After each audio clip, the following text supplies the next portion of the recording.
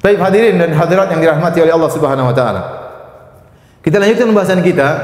Belum lahirnya Nabi. Insyaallah Nabi lahir minggu depan ya. Sekarang belum ya. Pertemuan berikutnya insyaallah baru kita bahas tentang lahirnya Rasulullah sallallahu alaihi wasallam. Sebelum lahirnya Nabi Muhammad sallallahu alaihi wasallam, ada peristiwa yang sangat besar pula yang dikenal dengan peristiwa kisah tentara bergajah yang Allah sebutkan dalam Al-Qur'an dalam surat Al-Fil. Dalam surat Al-Fil. Kata Allah Subhanahu wa taala, "Alam tara kaifa fa'ala rabbuka bi ashabil fil?" Tidakkah engkau memperhatikan apa yang telah diperbuat oleh Rabbmu kepada pasukan bergajah? Alam yaj'al kaidahum fi tadlil.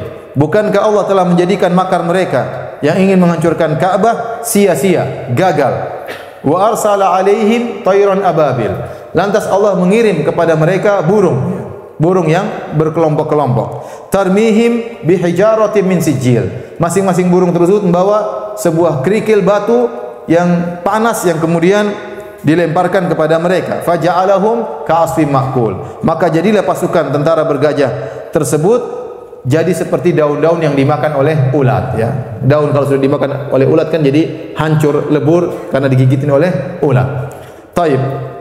Bagaimana kisah ini dan apa hubungannya dengan lahirnya Nabi sallallahu alaihi wasallam? Kisah ini ya sebabnya sebagaimana dijelaskan oleh Al-Imam Ibnu Katsir dalam tafsir surat Al-Fil. Antum bisa merujuk kepada kitab tafsir Ibnu Katsir dalam tafsir surat Al-Fil.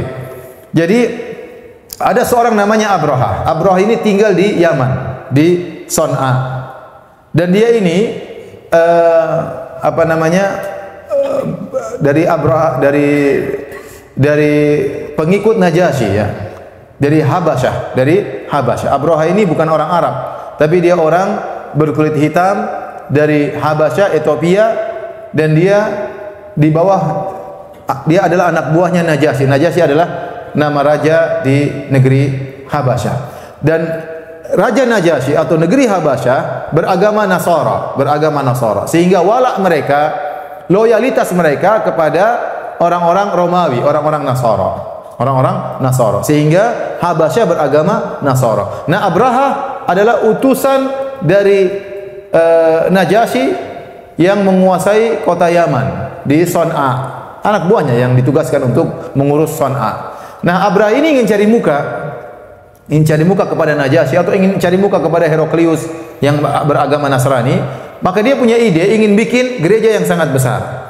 Dia juga jengkel sama orang-orang Arab yang tiap tahun pergi berhaji ke kota Mekah, kemudian tawaf di Ka'bah, kemudian melaksanakan haji ya di Mina, Arafah, sehingga dia ingin membuat sesuatu yang bisa menandingi Ka'bah.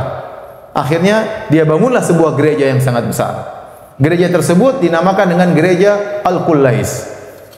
Al-Qullais disebutkan oleh para ulama diambil dari kata Qalansuwah yang artinya songkok. Kenapa gereja tersebut sangat tinggi? Itu tinggi di zaman tersebut sehingga kalau orang melihat ujungnya songkoknya jatuh. Orang kalau melihat ujungnya songkoknya bisa apa? Jatuh. Maka disebut dengan gereja Al-Qullais, gereja songkok ya. Saking tingginya. Akhirnya dia buat gereja tersebut sebagai tandingan bagi Ka'bah. Apa yang dilakukan oleh Abraha ini dengar oleh seorang Arab dari Kinana, orang Quraisy. Dia dengar, kata dia ini kurang ajar mau nyanyi Ka'bah ya.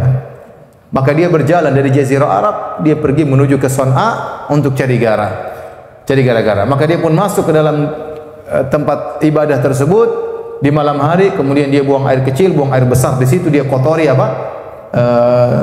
tempat tersebut ya. Setelah itu dia pergi, kemudian di pagi hari Abraha mendapati gereja atau tempat ibadah yang dia bangga-banggakan tersebut ternyata telah didapati kotoran di situ, ternyata kotoran Arab di situ. Orang Quraisy. Maka dia jengkel. Dan mungkin dia punya intel sehingga ketahuanlah ternyata yang beol di situ ternyata orang Quraisy datang dari jauh-jauh cuma mau beol di situ ya. Akhirnya dia jengkel, maka dia pun membawa pasukan yang banyak untuk menyerang Ka'bah. Dan di antara pasukannya dia bawa, ada yang mengatakan dia bawa 12 ekor gajah, ada yang mengatakan dia bawa 8 ekor gajah. Dan orang-orang Arab, Jazirah Arab tidak pernah melihat gajah sebelumnya. Jadi pasukan yang menakutkan, ada makhluk besar seperti itu, ya, kalau injak orang bisa langsung tewas, ya. Kemudian menyerang mereka. Jadi hal ini sangat menakutkan kabilah-kabilah Arab. Maka berangkatlah Abraha ya, bersama pasukannya ditemani dengan 12 ekor gajah atau 8 ekor gajah. Kenapa dia bawa gajah sampai 12 atau 8 ekor tersebut? Dibawa rantai, maksud dari Abraha, nanti 12 ekor gajah tadi membuat rantai di Ka'bah kemudian dicungkil. Jadi bukan dilepasin satu-satu batunya, tidak. Tapi niat Abraha untuk melingkarkan rantai di Ka'bah kemudian dicungkil oleh 12 ekor gajah tersebut. Intinya demikian. Ya, mulailah berjalanlah Abraha bersama 12 ekor gajah tersebut. Pimpinan gajah namanya Mahmud. Namanya siapa? Mahmud. Ada yang namanya Mahmud di sini? Jangan tersinggung, hanya sekedar apa? Kesamaan nama tidak menunjukkan hakikat yang sama. Mahmud nama yang bagus, terpuji. Ya, mereka dahulu juga biasa menamakan hewan-hewan mereka dengan nama-nama tertentu. Intinya pimpinan gajah namanya apa? Mahmud. Baik, maka masuklah Abraha melewati Jazirah Arab. Dilewatilah satu kabilah demi kabilah. Terjadi perlawanan. Sebagian kabilah melawan karena semua kabilah di Arab mengagungkan Ka'bah. Karena saya katakan ya bahwasanya mereka berhaji, mereka juga umrah meskipun Islam belum ada. Karena mereka masih menganggap namanya haji adalah tradisi dari nenek moyang mereka. Tradisinya Nabi Ismail, tradisinya Nabi Ibrahim alaihissalam, pengagungan terhadap Ka'bah, kebanggaan mereka ada Ka'bah. Tiap tahun mereka berhaji. Ya, meskipun mereka berhaji dengan kesyirikan, tapi pengagungan terhadap Ka'bah ada dalam hati-hati mereka. Sehingga waktu Abraha datang dengan pasukannya, terjadilah perlawanan dari sebagian kabilah. Tapi semuanya kalah. Setiap dia melewati satu kabilah dilawan, kalah. Semuanya kalah. Terus dia maju sampai akhirnya mendekat ke Mekah. Sampai mendekat ke Mekah. Ya. Waktu sudah mendekat, sudah masuk areal Mekah, dia buat camp di situ. Dia buat camp di situ. Kemudian tatkala dia buat camp di situ, tiba-tiba Abdul Muttalib, kakek Nabi SAW, ingin bertemu dengan Abraha. Dan Abdul Muttalib ini seorang yang sangat karismatik, orangnya berwibawa, ya, gagah. Abraha tadinya duduk di singgasananya. Waktu dibilang ada tamu yang bertemu dengan dia, ternyata Abdul Muttalib, dia lihat Abdul Muttalib, dia seorang yang hitam, ya. Tentunya dibandingkan dengan mungkin Abdul Muttalib yang gagah, keren, maka dia pun menghormati Abdul Muttalib. Tadinya dia duduk di singgasana, akhirnya dia turun di bawah, duduk di permadani supaya sederajat dengan Abdul Muttalib karena dia melihat karismatik Abdul Muttalib yang luar biasa. Sehingga dipersilakan untuk berbicara. Ternyata waktu berbicara dengan Abdul Muttalib bilang kepada Abraha, "Wahai Abraha, engkau telah mengambil 200 ekor ontaku. Kembalikan 200 ekor ontaku." Abraha kaget, kata Abraha, "Tadi waktu sebelum kita berbicara, saya lihat engkau adalah seorang yang hebat. Ya, engkau berkarismatik. Saya pikir kau datang untuk membela Ka'bahmu. Ternyata kau ngurus ontamu, ya. Ka'bah tidak kau urus." Maka Abdul Muttalib mengatakan, "Inni ana rabbul ibil. Wa inna lil baiti rabban sayamna'uhu." Saya adalah pemilik onta. Kembalikan onta saya. Ka'bah sudah ada pemiliknya sendiri. Itu urusan pemiliknya. Ya. Akhirnya Abraham mengembalikan apa? Onta-onta Abdul Muttalib, dan Abdul Muttalib mengingatkan, sungguhnya walil Ka'bah rabbun yahmiha. Sungguh Ka'bah itu memiliki pemilik yang akan menjaga Ka'bah. Maka Abraha dengan sombongnya berkata, "Makana liyamtani aminni." Dia tidak bisa mencegahku. Pemilik Ka'bah itu tidak akan bisa mencegahku. Maka Abraha melanjutkan perjalanannya membawa pasukan bergajah. Apa kata Abdul Muttalib waktu mendengar Abraha mengatakan dia tidak bisa mencegahku? Kata Abdul Muttalib, "Anta wa dzak, itu urusanmu, itu urusanmu." Kemudian Abdul Muttalib segera balik pulang ke Ka'bah, kemudian berdoa kepada Allah Subhanahu wa taala. Maka Abraham melanjutkan perjalanannya. Jadi dia sempat berkata, ya, dia berkata dengan kesombongan, dia berkata, "Ukhbirtu bihadzal baiti alladzi la yadkhulu ahadun illa amin, faji'tu ukhifu ahlahu." Saya dengar tentang Ka'bah ini, tentang Mekah, katanya kalau ada orang masuk di Mekah pasti aman, tidak ada yang berani ganggu. Penduduknya merasa tentram di kota Mekah. Saya datang untuk memberi ketakutan kepada penduduk kota Mekah. Jadi dia sombong dan angkuh. Ya. Kemudian akhirnya dia bawa gajahnya, ya. Tatkala mendekati Ka'bah sudah semakin dekat, tiba-tiba gajah-gajah yang dia bangga-banggakan tersebut berhenti, tidak mau jalan. Mahmud tidak mau jalan. Dan gajah-gajah juga tidak mau jalan. Maka Abraha bingung, ya, ini kenapa tidak mau jalan? Kalau dibelokkan ke kiri jalan, dibelokkan ke kanan jalan. Kalau suruh mundur lebih cepat lagi jalannya. Suruh maju menuju Ka'bah tidak mau.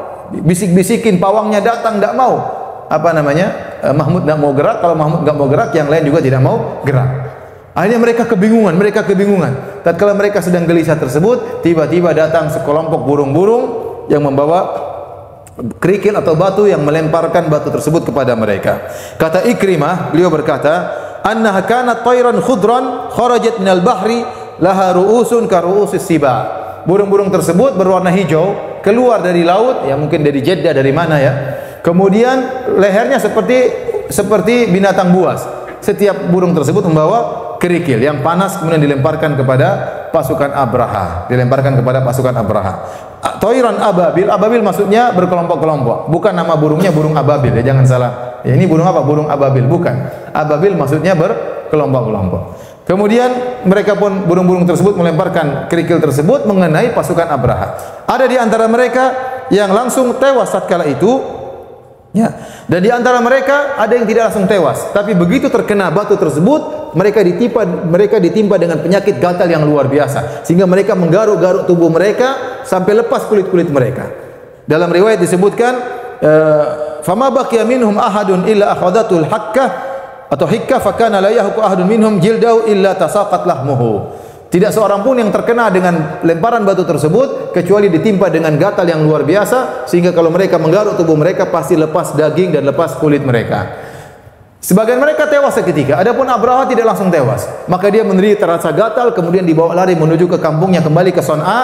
Terus dia berjalan dibawa ke sana, dan tatkala dalam perjalanan tubuhnya mempreteli, ya, preteli bahasa Jawa ya. Apa? Protol, preteli kalau bahasa Jawa kan? Terlepas sedikit demi sedikit, jadinya lepas, tangannya lepas, kupingnya lepas, hidungnya lepas, sampai akhirnya tiba di Son'a, jantungnya keluar, tewas, agar mereka lihat inilah orang yang hendak merusak Ka'bah, ya. Dari sini tatkala terjadi peristiwa dihancurkannya pasukan tentara bergajah ini, mengangkat wibawa kaum Quraisy. Kenapa? Ternyata mereka tidak punya andil dalam melawan Abraha dan pasukannya, tapi mereka dimenangkan oleh Allah Subhanahu wa taala. Dan Allah punya hikmah di balik ini, kata para ulama. Ini salah satu tanda-tanda lahirnya Nabi sallallahu alaihi wasallam. Karena Allah mengangkat suku Quraisy tatkala itu. Karena dalam suku Quraisy ada siapa? Ada Muhammad sallallahu alaihi wasallam.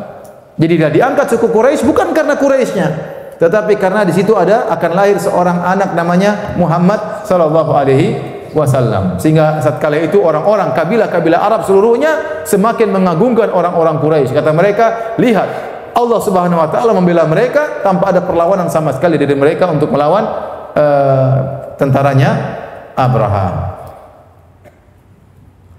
Hadirin dan hadirat yang dirahmati oleh Allah Subhanahu wa taala, inilah kisah, ya, menjelang lahirnya Nabi sallallahu alaihi wasallam, karena Nabi lahir di tahun gajah. Karena peristiwa ini begitu besar sampai dijadikan penanggalan oleh orang-orang Arab, disebut dengan tahun gajah, Amul Fil, yaitu tahun di mana pasukan bergajah dibinasakan oleh Allah Subhanahu wa taala, sehingga dijadikan tanggal pelanggaran, sehingga tanggal tertentu. Sehingga kalau ada orang lahir, disebutkan dalam sejarah, oh, orang ini lahir 2 tahun sebelum tahun gajah. Oh, orang ini lahir 5 tahun setelah tahun gajah. Jadi peristiwa ini benar-benar terjadi. Kenapa saya sebutkan hal ini? Karena sebagian dari agama-agama lain berusaha untuk mengingkari kisah ini.